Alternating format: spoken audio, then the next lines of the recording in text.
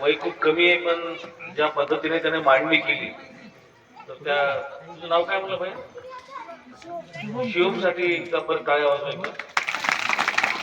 उपस्थित या ठिकाणी आपले नेते माजी आमदार डॉक्टर संतोषराव टारफे साहेब, उपस्थित आदरणीय कुर्डे साहेब, बबनरावजी डुकरे, लक्ष्मणरावजी कुर्डेजी, या ठिकाणी असणारे बोकाडे सर, डॉक्टर खोकले साहेब, बर्जे सर,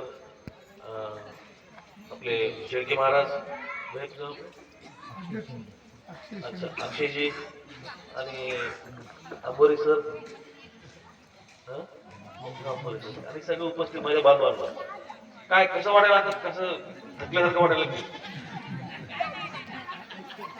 नाही? कसं हो म्हणजे आजचा दिवस कसा गेला? चांगला गेला. काय आज सकाळपासून काय केलं तुम्ही?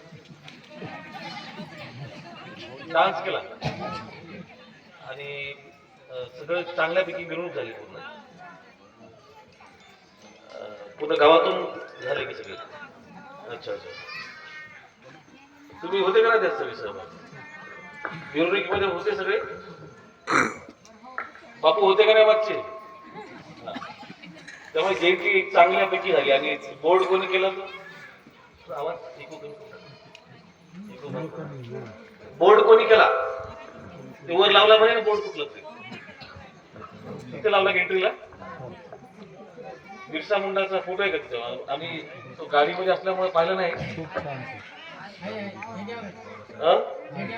बाबासाहेबांचा फोटो, शिवाजी महाराजांचा आहे.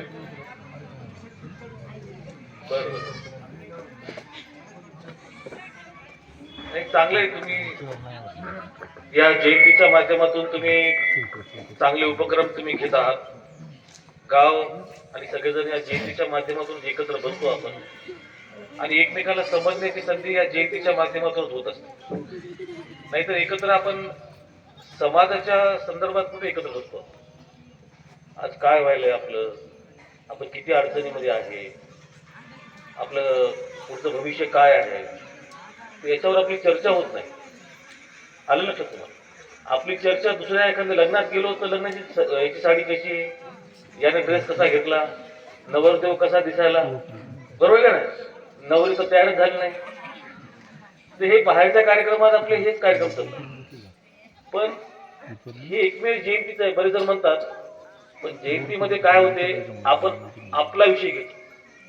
पोरं काय करायले, आता हे सगळे मान्यवर किती चांगले बोलले सगळे, त्यांच्यासाठी टाळा वाजवतो. त्यांनी आपल्याला सांगितलं की शिक्षण महत्वाचं आहे.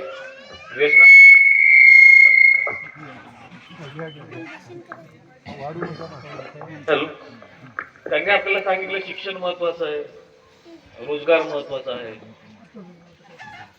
एक मुद्दे पटले का तुम्हाला? शिक्षण महत्वाचं आहे का? काहीच बोलू नाही. शिक्षण म्हणलं की कोण म्हणलं? हा, काऊन महत्वाचं आहे? काऊन महत्वाचं आहे? या इकडे, या पुढे या, सांगा काय नाही, या इकडे या. कोणी या, शिक्षण महत्वाचं आहे असं म्हणणार कोण आहे ते पुढे या. तुम्ही आम्ही एकटेच बोलता, इकडे या म्हणायला सगळ्यांना वाटते शिक्षण का महत्वाचं आहे.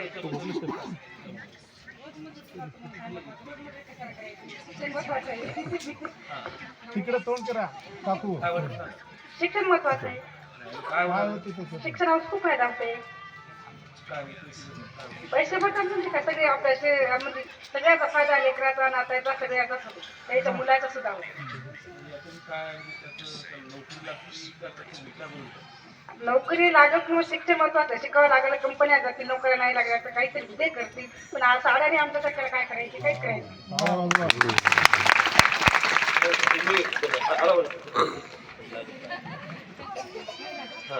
तर तुम्ही टाळ्या वाजवल्या सगळ्यांनी, जोरदार टाळ्या वाजवल्या. खूप चांगलं उत्तर दिलं तुम्ही. तर उत्तर अजून काय याच्यात वेगळं काही आहे? या तुम्ही. यांनी सांगितलं शिक्षणाचं महत्व, त्यात अजून नवीन काय तुम्हाला ऍड करू वाटतं? शिक्षण घेणं म्हणजे नोकरीत मिळवणं नाही, तर आपल्या आपल्या जे आपल्यावर जे अन्याय अत्याचार होतात त्याविषयी, आणि जे आपल्याला सर्वप्रथम बाबासाहेब आंबेडकर यानं जे जे आपल्याला जे हक्क दिलेले आहेत ते ते वाचणं किंवा संविधान समजून घेणं हे खरं महत्वाचं आहे. जर संविधान समजून घेतलं तर आपल्याला समाजामध्ये जगण्याचा आणि आपल्याला ताटमानेने जगण्याचा जे अधिकार दिलेला आहे डॉक्टर बाबासाहेब आंबेडकरांनी, ते शिक्षणामुळे आपल्याला समाजामध्ये कळायला लागेल.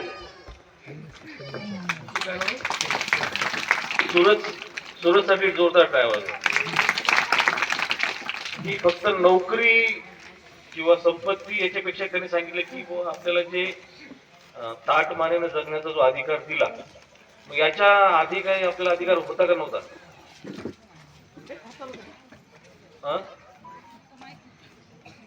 कोण सांगणार? तू सांगा, मी तू कोण सांगणार? मग याच्या अगोदर ताटमानेने जगण्याचा अधिकार होता का नव्हता? कोण सांगणार? मी काय बदललं, आता काय बदललं, याच्या आधी काय होतं? म्हणजे काहीतरी बदल झाला असेल ना, पण सांगत ना काय झालं. तुम्ही बदल झाला म्हणाले, पण नेमका काय बदल झाला ना, आधी काय होतं नेमकं? हा, या तुम्ही या तुम्ही या, तुम्ही चांगलं सांगता या पुढे. काय आवाज येतो? काय आवाज? या इकडे. इथं फक्त बघू ना काय काय अगोदर जे नव्हत्या आधी ज्यांच्या फिरत्या नव्हत्या, आता ज्यांच्या फिरत्या वाईट झाल्या. म्हणजे शिक्षणामुळे सगळंच माहित होते ना. आपल्याला आरक्षण करायला लागलं, आरक्षण करायला लागलं म्हणजे आरक्षण एक विचार करायला लागलं. या माणसांची आपल्याला यायला लागलं. बाबासाहेबांच्या इच्छा यायला अगोदर आपण बाबासाहेब म्हणले की आपण अगोदर काय होतं? बाबासाहेब म्हणले थोडं हे करतो ते सत्कार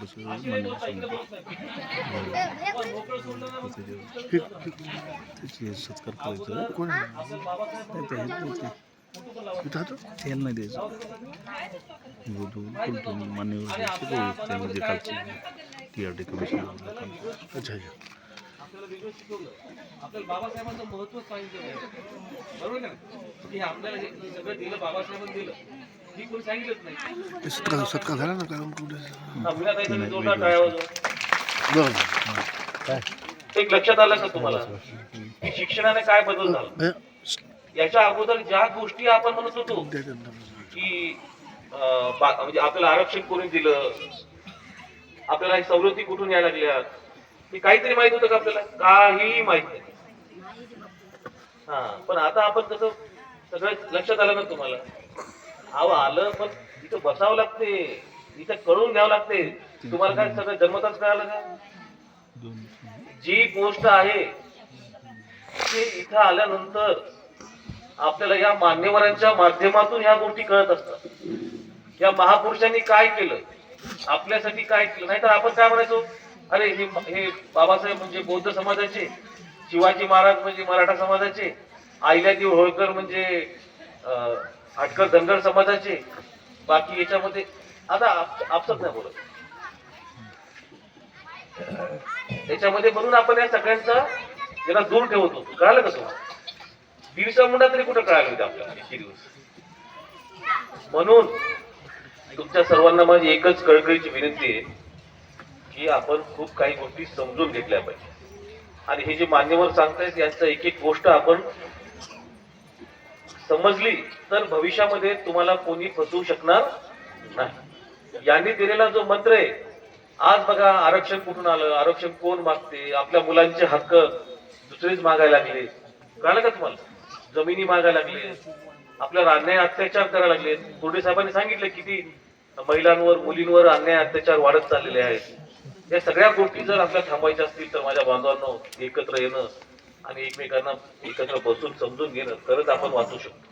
त्याच्यामुळे एकमेकांना दोष देणं, एकमेकांना नाव ठेवणं, एकमेकांना वाईट बोलणं ह्या गोष्टी आपण टाळल्या पाहिजे.